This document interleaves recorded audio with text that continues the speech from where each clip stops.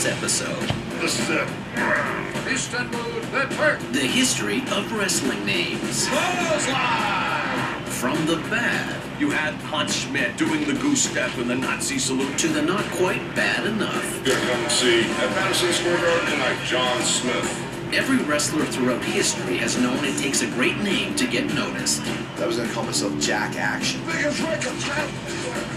The Iron Sheik told everyone how all Americans are idiots, and he'd spit on the flag. Wrestler Greg Longo understands the importance of getting his name just right. I think a new name, something that can maybe take me to the next level, is what I need. And some of the biggest wrestling legends in the world weigh in. If you don't have a name that can be said as world champion, then you need to change your name. Whoever thought that Brutus the Barber Beefcake would work? You get the right name and the right look. The only missing ingredient is actual wrestling. As we look to the past to find out what's in a name.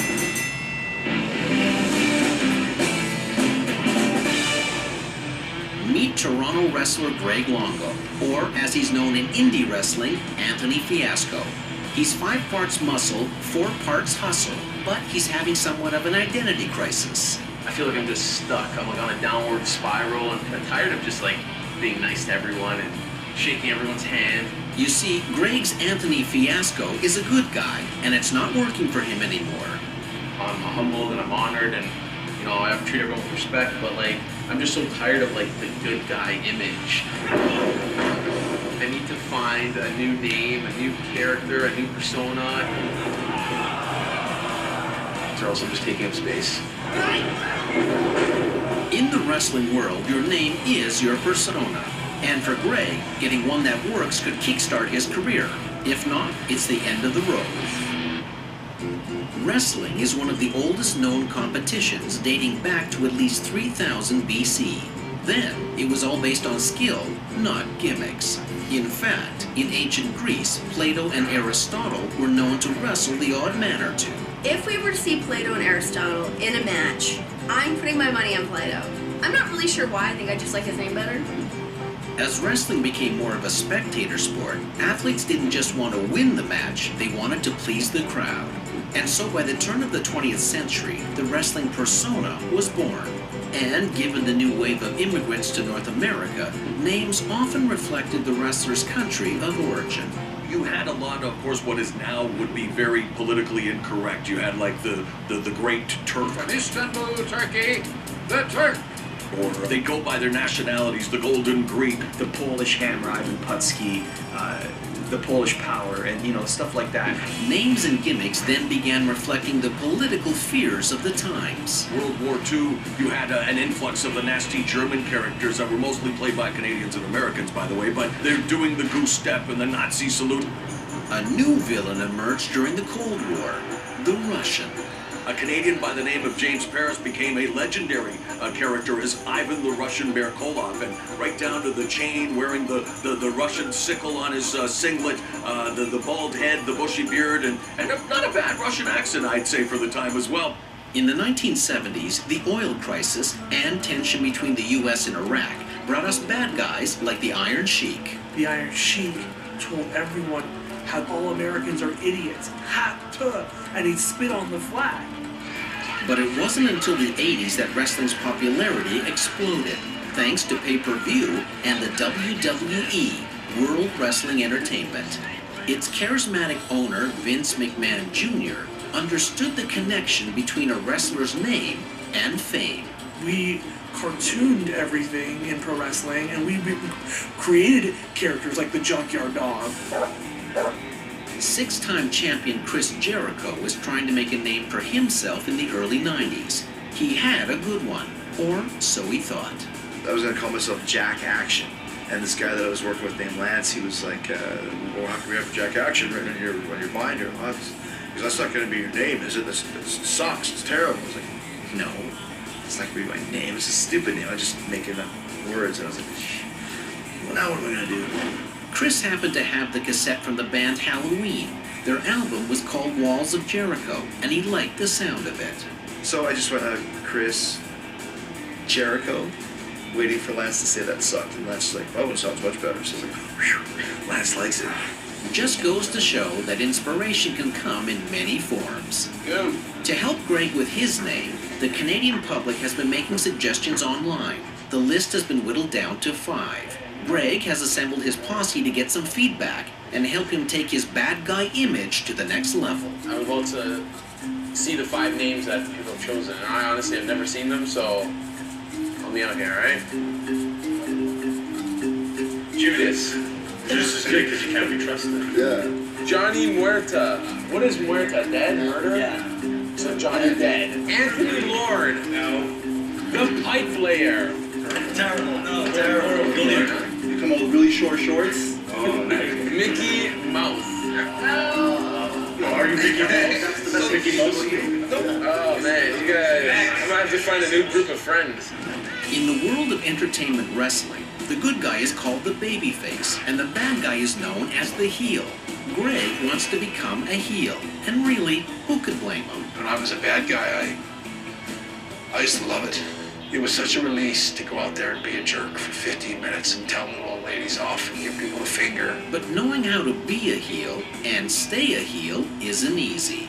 Being bad takes work. The best bad guys ever always end up being good guys. Freddy Krueger, Darth Vader, Hannibal Lecter. Like by the time the second or third movie comes, you like them so much because they're so much more interesting than everybody else, you start to cheer for them. And in wrestling, that's bad. If you're a heel that people are cheering, then you're not doing your job properly. One of the most hated heels of all time was Fred Blassie. He started wrestling in the 1950s under the name The Vampire. He would file down his teeth and bite his opponents. That's terrifying. In those early days, many fans didn't know that most of wrestling was a choreographed show. So at one point, Blassie had to come clean with a young fan who was having nightmares about him. Fred Blassie had to go backstage with the kid. It was one of the first times where a wrestler had to explain to someone how wrestling was staged and how wrestling he wasn't really a vampire. Throughout his career, Fred was stabbed by wrestling fans 23 times, had his car set on fire, acid poured on his back, and became blind in one eye when a fan threw a hard-boiled egg at his face. But the vampire lived on. And Fred Blassie, I think, could have played any character, but he did have a lot of success early on with the Vampire. But there's a fine line between a good name for a villain and a bad one. Take the Yeti, otherwise known as the Abominable Snowman. He was basically a mummified man that would dry hump the people he was trying to take down. It was weird. He would just come at them like with these like stiff arms. Canadian wrestler Dewey Robertson named himself the Missing Link. Here's the old gentleman himself. After the evolutionary gap between ape and humans 3 million years ago. It's these half-baked ideas that I think on paper sound amazing. But then they come down and you're like, oh. Greg doesn't want to make the same mistake, so he'll test out his 5 options in front of one of the toughest critics around. I'm gonna kick all of your asses and I'm gonna leave with your woman. Brutal. The longest recorded wrestling match was during the 1912 Summer Olympics held in Stockholm. Martin Klein of Russia and Alfred Saikin of Finland wrestled in a semi-final match that lasted how long? 3.5 hours? 9 hours and 40 minutes? Or 11 hours and 40 minutes? Find out after the break. In 1912, an Olympic wrestling match lasted for an astounding 11 hours and 40 minutes. Martin Klein of Russia won the match, but was unable to compete for the gold medal due to exhaustion. After this event, time limits were imposed. Good guy wrestler Greg Longo wants to become a bad guy, and he's got 5 name choices: Johnny Muerta, the Pipe Player, Mickey Mouth, Judas, and Anthony Lord. Whatever he chooses, his wrestling mates agree that his old name of Anthony Fiasco has to go. I don't know what Anthony Fiasco can do, but I can tell you what he can't do, and that is choose a good name. What isn't bad about Anthony Fiasco? First of all, why wouldn't he shorten it to Tony? Why's he gotta go all long and extreme with Anthony? He's not that intelligent. Not only do I hate Fiasco's name, but I hate Anthony Fiasco. It's agreed, the name has to change. And what better way to adopt a bad boy image than get a tattoo? Greg tests out the first name on his short list of 5. Judas. What do you think of that? I like it. I think it's pretty cool. AS or IS at the end? IS. Yes. Yes. I. Double I. You can't misinterpret that. You hear somebody coming out and they're Judas, you know is going down. The original Judas, spelled with an A, was one of Christ's most devout apostles, but ultimately betrayed him. It fits with the long line of wrestler names inspired by historic villains, Stalin, Caligula, and Ivan the Terrible. Inside his gym, Greg's getting ready for the big match where he's going to reveal his new name. All this pumping iron gives him time to consider name number 2 on his list, the Pipe Layer. And in case you didn't know, laying pipe is a euphemism for a man having a lot of sex. The bodies of men and women are physically designed to mate. You see, when I think of the term pipe layer, I may think of another industry. I don't think Mr. Fiasco wants to get into that industry.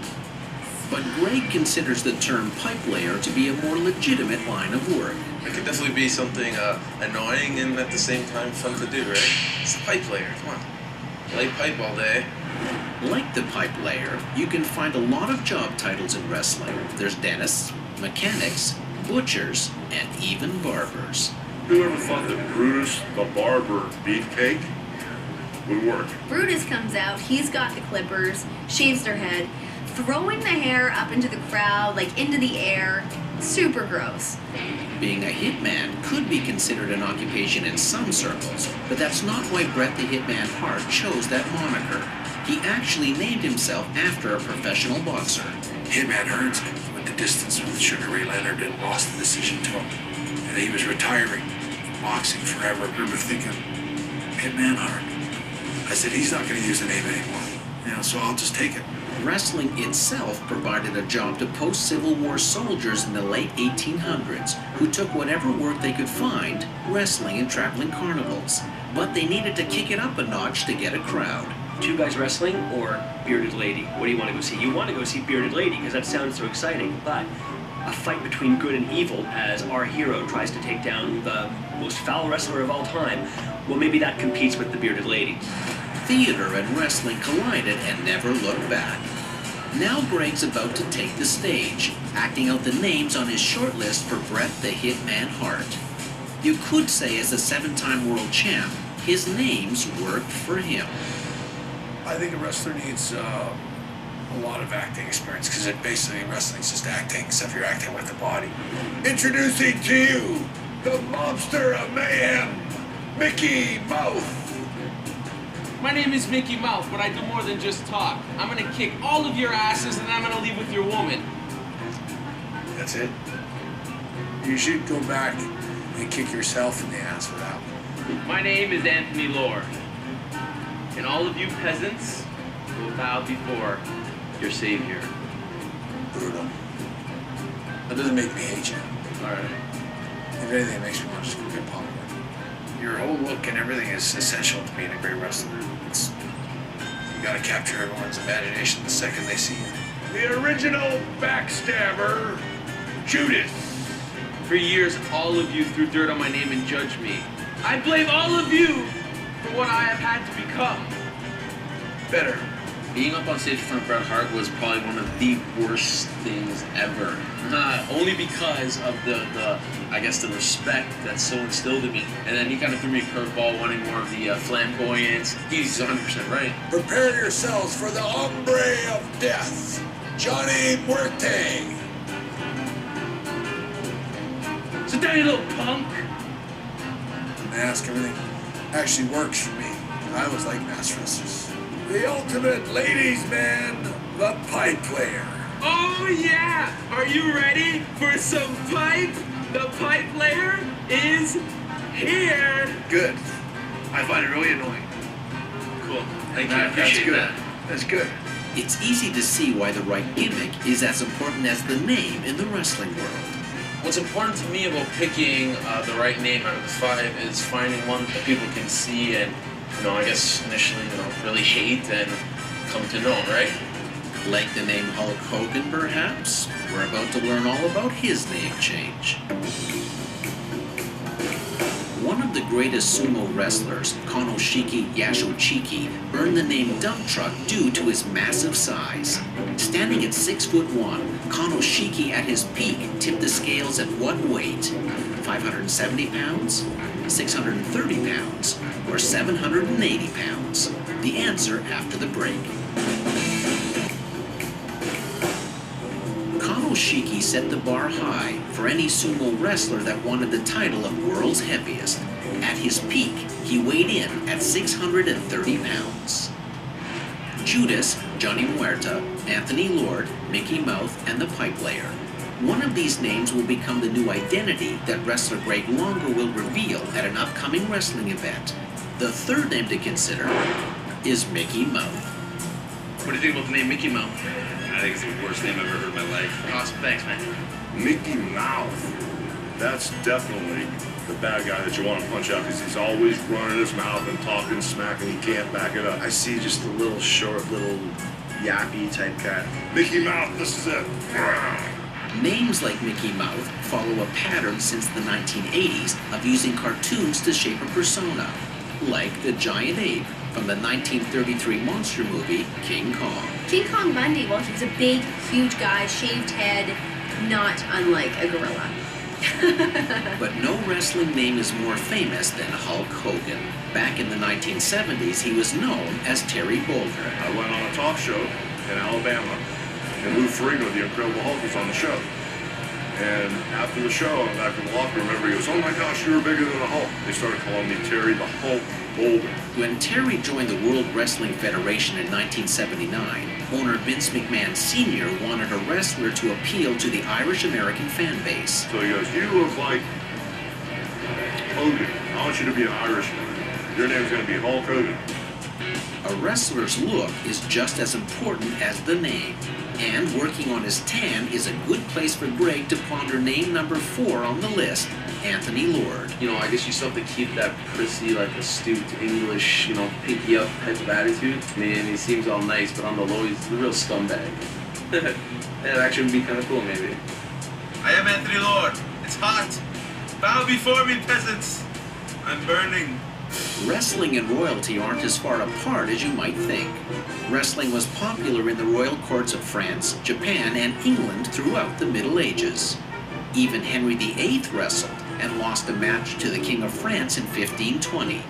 But aristocracy didn't find its way into heel gimmicks until the 1950s with Gorgeous George.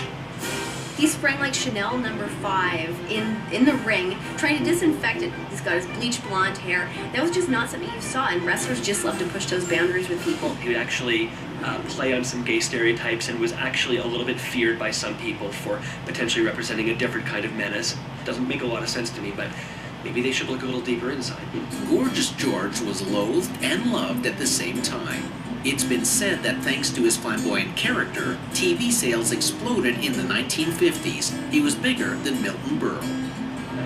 Greg wants that kind of fame and fortune, and he hopes his new name will get him there. Wrestling legend Stu Hart, father of wrestlers Bret the Hitman and Owen Hart, founded a training club in Calgary in 1948. This school of hard knocks went by which name? The Dungeon, The Big Hurt, or The Beatdown? The answer after the break. The wrestling facility opened by Stu Hart in Calgary became known as The Dungeon. Aspiring wrestlers were put through the ringer until The Dungeon was sold after his death in 2003. I think a new name, something that can maybe take me to the next level, is what I need. Doing some final training before his big match, indie wrestler Greg Longo considers the 5th and final wrestling name choice, Johnny Muerta, translated from Spanish as Johnny Death. Johnny Muerta. That'd be awesome. Sounds sexy. Sounds cool. Sounds like the Lucha Libre heavyweight champion of Mexico City. Almost all wrestlers in Mexico, known as luchadors, wear a mask. The story that I've heard in terms of how the mask began was it was a way for wrestlers to hide their identities so they don't get robbed. What you gonna do, brother? It's finally time for Greg to debut his new bad boy image at his biggest match yet. I'm gonna try and incorporate and take all the energy from the crowd and really try and throw it right back at them. Will his new name be Johnny Muerta, the Pipe Layer, Mickey Mouth, Judas, or Anthony Lord? True to form, he chooses a badass place to reveal his choice. I think Judas is the only one that really stood out to me. Like when I heard it, there's biblical backings to it. It's a cool name. Where in wrestling, it's hard now to kind of have like a one cool name. The name Judas is a hit with those who should know. Judas is good. I like it. Kind of a Weasley type guy. It's always behind the scenes manipulating. Yeah, jabbing Judas. Push ups now! Really good heels to make everyone hate them.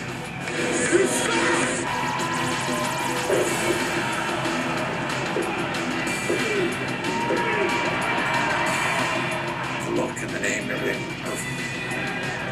You have to make them love you, or you have to make them hate you. But most importantly, you have to make them want to pay money to see you. I feel really good right now, actually, about the name Judas and being Judas. I felt like I came into my own more, showing more me and our aggressive side. So I liked it. Most of the people hated it, but liked it at the same time.